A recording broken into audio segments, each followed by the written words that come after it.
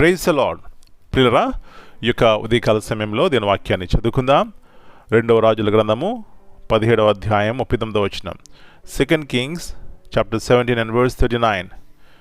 మీ దేవుడైన యెహోవా యందు భయభక్తులు గలవారి ఉండిన ఎడల ఆయన మీ శత్రువుల చేతిలో నుండి మిమ్మల్ని విడిపించునని ఆయన సెలవిచ్చెను.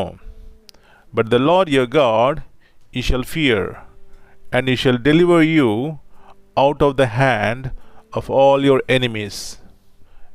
యేసు ప్రభువారి అతి శ్రేష్టమైన నామములో పిల్లరా మీ అందరికీ శుభమును తెలియజేస్తున్నాను. ఈ యొక్క శ్రేష్టమైనటువంటి ఉదయకాల సమయాన్ని బట్టి దేవునికి కృతజ్ఞతాస్తుతులు చెల్లించుకుందాం. అనేకమైన రీతిలుగా మన యొక్క వ్యక్తిగత జీవితంలో దేవుని వాక్యము ద్వారా మనము బలపరచబడుతున్నాం.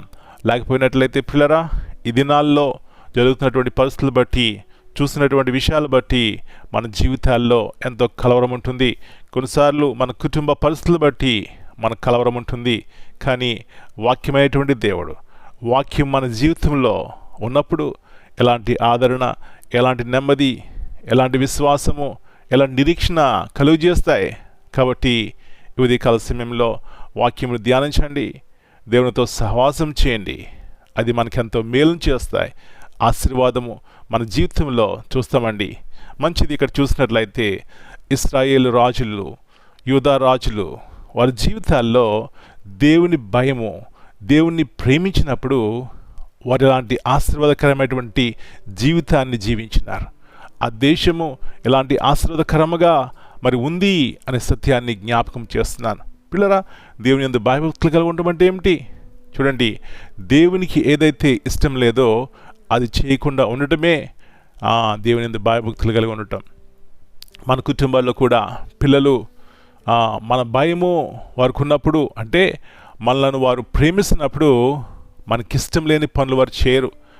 ఇది మా డాడీకి, మా మమ్మీకి ఇష్టం ఉండదు కాబట్టి నేను చేయకూడదు అని ఏదైతే మంచిది కాదో అది చేయరు వాళ్ళు. నా ప్రియ సహోదరి, ఇదే మన పరమ తండ్రి ఆశించేది. ఆయనకి ఇష్టం లేని ఏ జీవితమైనా మనలో ఉన్నట్టయితే మనం మేలు చూడలేం. కానీ ఎన్నోసార్లు నష్టపోతుంటాం. ఆ నష్టపోకుండా ఉండాలని ఈ వాక్యం ద్వారా మనల్ని హెచ్చరిస్తున్నాడు దేవుడు. కాబట్టి ఆయన భయభక్తులు కలిగి ఉండి ఆయనకి ఇష్టమైన రీతిగా జీవించి మేలు ఆశీర్వాదం మనం పొందుకుందాం. అలాంటి కృప ఈ ఉదయకాల సమయంలో దేవుడు మనకు దయచేయునుగాక. ప్రార్థన చేసుకుందాం. పరలోకమున మా తండ్రి, పరిశుద్ధమైన దేవ, ఈ యొక్క నూతన ఉదయకాల సమయాన్ని బట్టి మీకు వందనాలు నాయనా. తిరిగి మీ యొక్క అపారమైన ప్రేమ చేత మమ్మల్ని భద్రపరుస్తున్న విధానం బట్టి మీకు వందనాలు చెల్లిస్తున్నాం. మీ వాక్యం ద్వారా మమ్మల్ని బలపరుస్తున్నారు, మీకు వందనాలు. తిరిగి మా జ్ఞాపకం చేస్తున్నారు. మీ అందు భయభక్తులు కలిగి జీవిస్తే ఎలాంటి ఆశీర్వాదము మేము చూస్తామో మా జ్ఞాపకం చేస్తున్నారు. ఇశ్రాయేలు ప్రజలు ప్రభువా దేవుని భయం విడిచిపెట్టినప్పుడు, ఆ రాజులు దేని భయం లేనప్పుడు ఆ దేశంలో క్షేమం లేకుండా పోయింది. కానీ ఎప్పుడైతే మీ భయభక్తుల వారు కలిగి ఉన్నారో ఆ యొక్క దేశము కానీ ప్రజలు కానీ ఎంతో సంతోషంగా ఉన్నారు, నెమ్మది కలిగి ఉన్నారు.